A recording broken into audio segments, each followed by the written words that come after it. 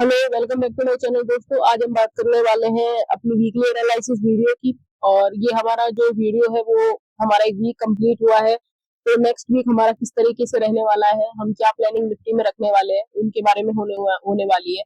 और मैं इस वीक कहीं ना कहीं ट्रेड नहीं लूंगा मार्केट में, क्योंकि ये वीक थोड़ा सा जो है, जिस तरह से हमारा भी ये वाला वीक गया है लास्ट वीक, वैसा ही कहीं ना कहीं ये वाला वीक भी रहने वाला है।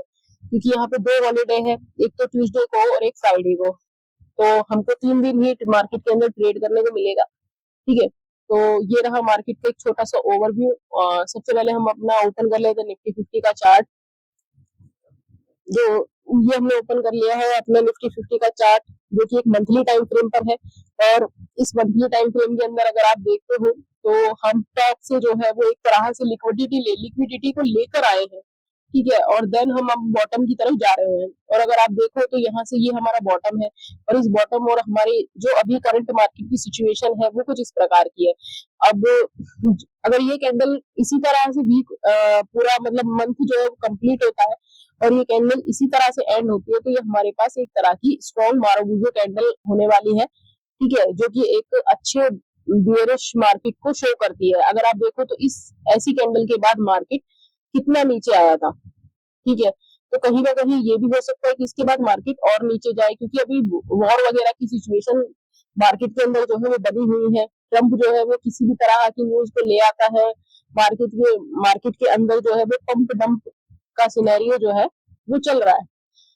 तो मंथली टाइम फ्रेम के अंदर जो मेजर टारगेट रहने वाला है अभी हाल फिलहाल के लिए, वो 21,750 का लेवल रहने वाला है।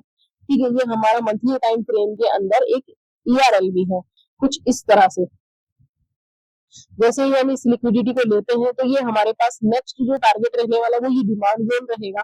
क्योंकि अगर आप देखो तो अभी जो हमारी इससे पहले बाइंग आई थी वो यहीं से आई थी। ठीक है, तो ये हमारा एक लिक्विडिटी का भी जोन होने वाला है और हमारा एक डिमांड एरिया भी है। तो ये हमारा मंथली टाइम फ्रेम था। मैं आपको वीकली टाइम फ्रेम पर लेकर चलता हूँ। वीकली टाइम फ्रेम पर अगर आप देखते हो तो आपको एक इंटरेस्टिंग चीज देखने को मिलेगी कि हमने पिछले ही वीक की तरह हम पिछले वीक एक हाई लगाए थे, देन बॉटम में आए और उसके बाद कहीं बीच में क्लोज कर दिए। वैसे ही इस वीक भी जो है वो हमने सेम ही किया है। लेकिन अगर आप यहाँ देखो तो यहाँ पे आपको क्या दिखेगा, आपको पिछले वाले वीक की जो बॉटम वीक है उससे ज्यादा वीक इस वाली कैंडल में आपको दिखने वाली है। ये दोनों ही कैंडल जो है वो कहीं ना कहीं डोजी है। ठीक है, अब एक डोजी जिसने पहली वाली वीक की कैंडल का लो तो लिया है और क्लोजिंग भी उसके नीचे दी है, तो बियरिशनेस को तो ये दिखा रही है। लेकिन अगर एक भी कैंडल इस तरह से इसके ऊपर यहाँ पे क्लोज हो जाती है तो हमारे पास एक बुल मूव आ सकता है। और वो बुल मूव कहाँ तक आएगा, वो बुल मूव आएगा अगर हमारे पास एक ग्रीन कैंडल या एक भी वीक जो है वो यहाँ किसी भी तरह से इस डोजी कैंडल के, मैं आपको एक बार और दिखाता हूँ, इस वाली डोजी कैंडल के इस वाले हिस्से के ऊपर यहाँ पे कहीं पे क्लोज कर जाता है या इसके हाई को ग्रैब करते हुए यहाँ क्लोज कर जाता है, तो हमारे पास एक अच्छा खासा बुल मूव आ सकता है। तो हम उस बुल मूव को किसी भी तरीके से ये नहीं सोचेंगे कि हमारा बायस जो है वो चेंज हो चुके हैं या अब हम जो है वो केवल बाइंग देखने वाले हैं। हाँ, ये जरूर हो सकता है कि हम कुछ टाइम बाइंग करें या कुछ टाइम हमारा जो सिनेरियो है वो बाइंग की तरफ शिफ्ट हो जाए। वो सिर्फ इसीलिए होगा क्योंकि अगर आप देखो तो इस वीकली टाइम फ्रेम के अंदर आप कहीं भी अभी तक पुल बैक नहीं मिला है। आप back to back red candles बनाते हुए नीचे आ रहे हो, तो अब हमें इस वीकली टाइम फ्रेम पर अभी क्या चीज की जरूरत है, हमें पुल बैक की जरूरत है।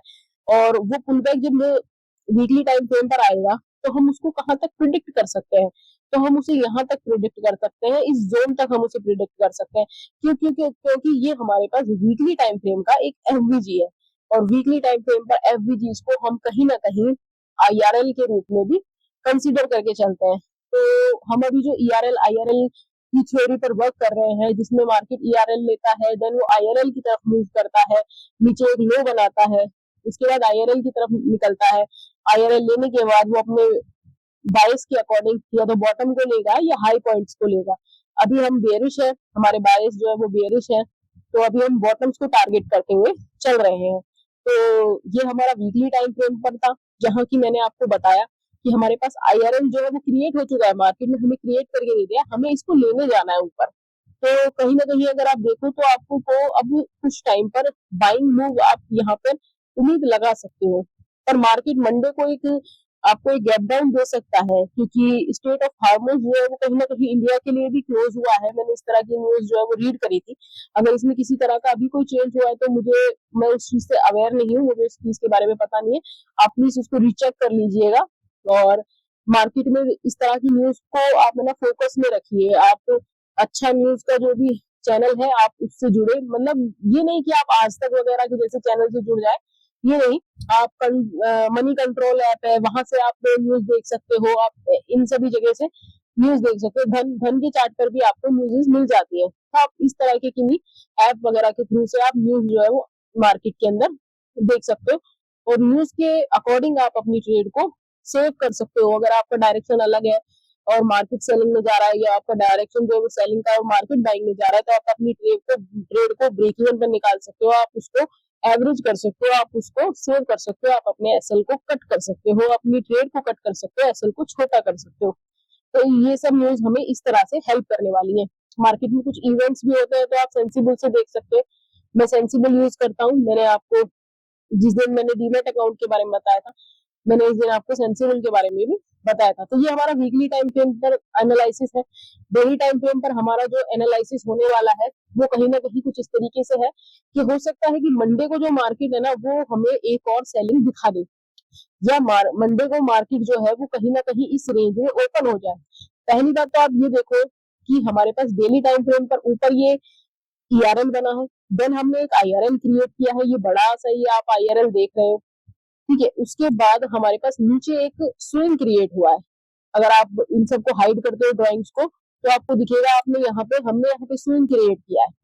पहली कैंडल, दूसरी कैंडल, तीसरी कैंडल यहाँ टॉप में, उसके बाद मार्केट अभी नीचे आ रहा है। और ये देखो कितनी स्ट्रॉन्ग बेरिश कैंडल है जिसके अंदर मार्केट कंटिन्यूअसली गिर रहा था।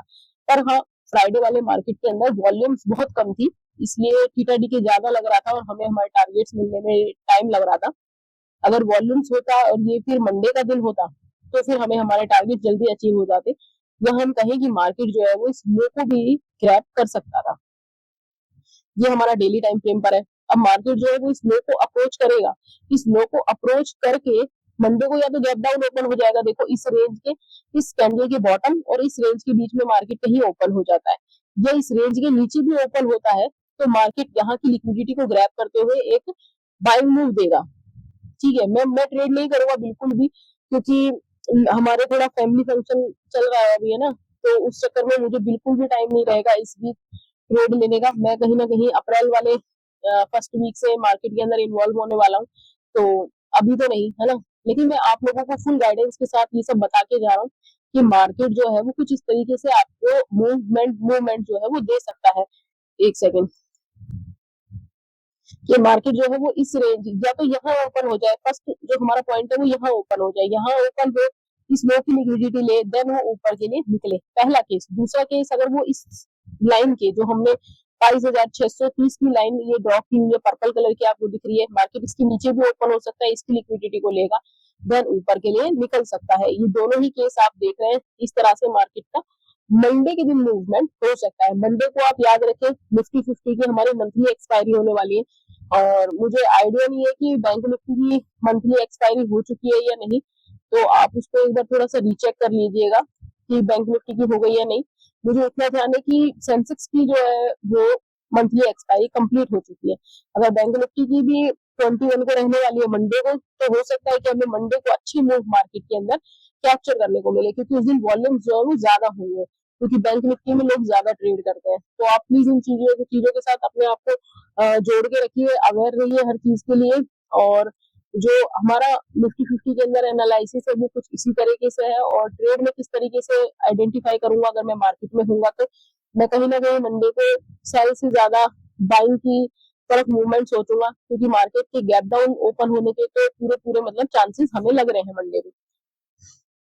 तो ये वीडियो मैं आप लोगों के लिए रात को रिकॉर्ड कर रहा हूँ। ये वीडियो आपको संडे को मॉर्निंग में मिल जाएगा। आई होप कि मैंने जो भी आपसे बातें इस वीडियो में की है वो आपको इजीली समझ आ रही होंगी, और आप उस चीजों से जो मैं आपको समझाना चाह रहा हूँ उन चीजों से आप अपने आप को कनेक्ट कर पा रहे हो। मेरा डायरेक्शन, मेरा व्यू जो मार्केट में देखने का है चीजों को, उन चीजों को आप समझ पा रहे हो। हम कहीं ना कहीं डेली ईआरएल की लिक्विडिटी को लेकर ऊपर की तरफ निकलने वाले हैं, क्योंकि हमारे पास अभी वीकली का आईआरएल टैब होना बाकी है। ठीक है, तो ये था हमारा निफ्टी 50 का वीकली एनालिसिस वीडियो। और अगर आप चैनल पर नए हैं तो प्लीज चैनल को सब्सक्राइब कर दीजिए, और अगर आप चैनल को लाइक करते हैं तो उससे मेरी होप बढ़ती है कि आप लोग वीडियोस को देख रहे हैं, आपको समझ आ रही है, आप वीडियोस को पसंद कर रहे हैं, तो मैं और अच्छा कंटेंट आप लोगों के साथ शेयर करने की के जो एफर्ट्स होते हैं मैं उनको ज्यादा कर सकता हूँ। तो चलिए फिर मैं आपसे मिलता हूँ किसी और वीडियो के अंदर।